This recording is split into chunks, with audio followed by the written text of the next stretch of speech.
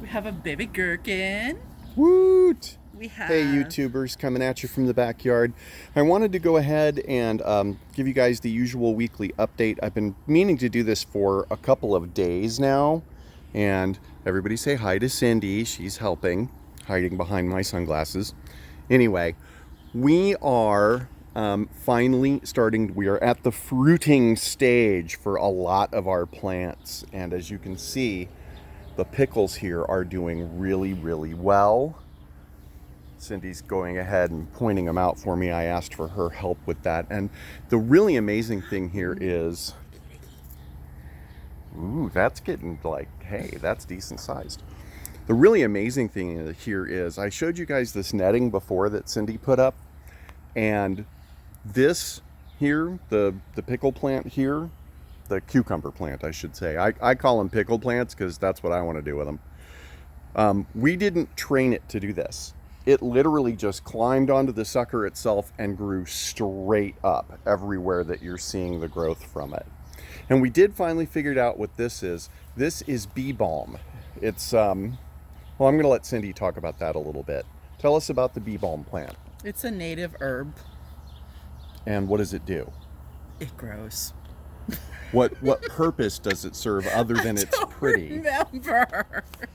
Wasn't it something about like repelling certain bugs and attracting bees? No, bee balm does attract bees, obviously. Look, there's bees right now. Look at that. But I do not remember the medicinal properties and all that. And I'm pretty sure that those are the big bumblebee type bees. Yep. Which is good. Those are the honeybee. Because those are the ones I'm not allergic to. Because they won't sting you. And as you can see over here, we're doing really, really good on the potatoes. The second wave potatoes, we're even starting to see some growth in, and even in this one there's a little tiny green spot. I bet that's a weed. It's probably a weed, but I'm gonna say that it's potato because fuck you, that's why. And of course the strawberries are doing well. What I ended up doing over here, we were having some difficulty getting this to like actually root because it's been growing so quickly that it would pull itself up and flop right over. This one especially has just been, you know, bad.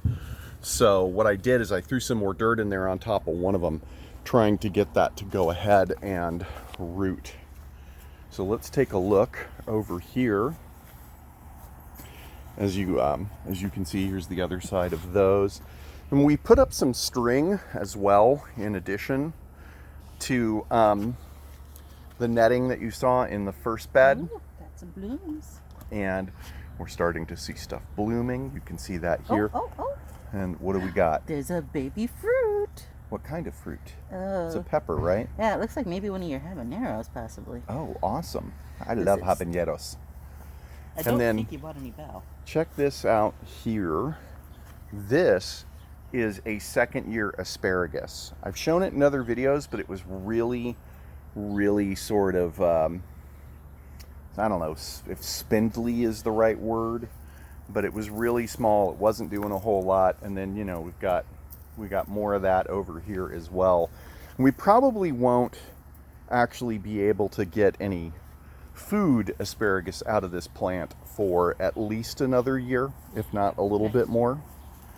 And then over here in the back, you can see we have put down a bed of dirt and mulch.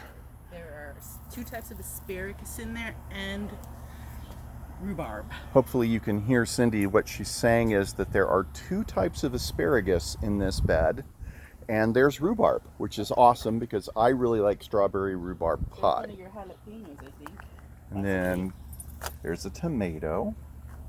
And then Cindy's pointing out, oh yeah, look at that. Look at, oh, if I can get these damn leaves out of the way. Look at that. That is a pepper. Yes. Oh, we have a second. That's jalapeno. We have a second pepper from the H-Mart flower. Oh, nice. So this is some kind of like Korean pepper, and that's literally all it was labeled with. It needs water. Ooh, big time. That's literally all it was labeled with at H-Mart, and I was like, heck yeah, why not? That sounds good to me. Lots and lots of tomatoes. Yep. Doing really well on the This tomatoes. one. That's one of those weird yeah. shaped ones. That's a pepper, isn't it? No, these are tomatoes. Oh, weird. We had some oblong ones. Oh wait, here's the picture. This What is kind of tomato is that? paste tomato. Oh, yeah, I can't wait for that because I want to make better spaghetti sauce than we did last year. Last year, it was kind of like a Diavolo sauce. It was kind of watery. Yep. Really wasn't what I wanted. I like that thick ragu style. And then over here, as you can see, we've got some decent sized green tomatoes just everywhere. Look at that one. That sucker's huge. Marigolds kicked in. They're all over. And the marigolds are a really good companion plant to tomatoes, it turns out, which is why we have so many of them in here. So there's that. So we're getting lots of good fruit. And you're seeing, like over here, we've got a fresh slab of dirt. Are those weeds or is that stuff we're trying to grow? Weeds. Clover. Weeds and clover. The sage is finally sprouting. Hey, all right. The sage is doing well. We have a couple more. Ooh, And the beans. reason that we have that thing of dirt, oh yeah, pull that up. Pull the one, no, not that one, the next one. The next To the right of it. On the other side of the this plant. one? Yeah. So the reason that we have all of this, and you're seeing us plant stuff later, is you don't want to harvest everything at once. Look at that green bean.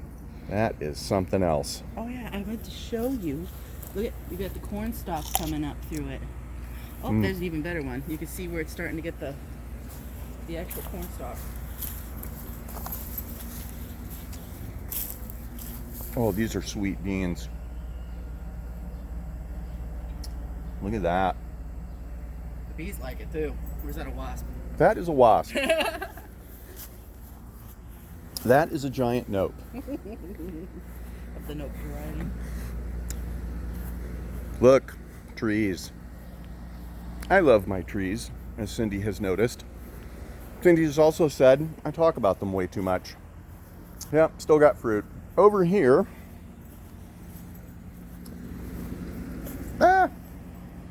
lost a green bean. Oh, Over here, hey. the lettuce seems to be doing a lot better. These must be the black-eyed peas you had me plant.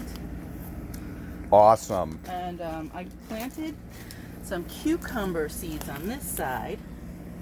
These wild gangly things are radishes, believe it or not. Awesome. And broccoli and cabbage. Mhm. Okay. Look at this cabbage. It's starting to roll. Oh, that's awesome. As everyone knows, I absolutely love cabbage rolls. We know. What is this? Grass. Stuff like this is just stealing your food. Want to get in there and get those things out because you don't want them to compete. And there's Dalulu running away from us because she suffers from terrible anxiety. Those are getting big. You seem to be concentrating on the tree. Are you No, sure we're not spending too much time on I it? was looking at the fruit, you boober. So pear trees, as I was trying to say, you're seeing us put more dirt down next to existing beds like we did over here. And the reason for that is we don't want to have everything, you know, mature at one time and then have to harvest it all and either figure out canning it, which honestly, I mean, I'm probably going to have to do some of that, but it really wasn't what I wanted to do. I would rather be able to eat stuff as it matures.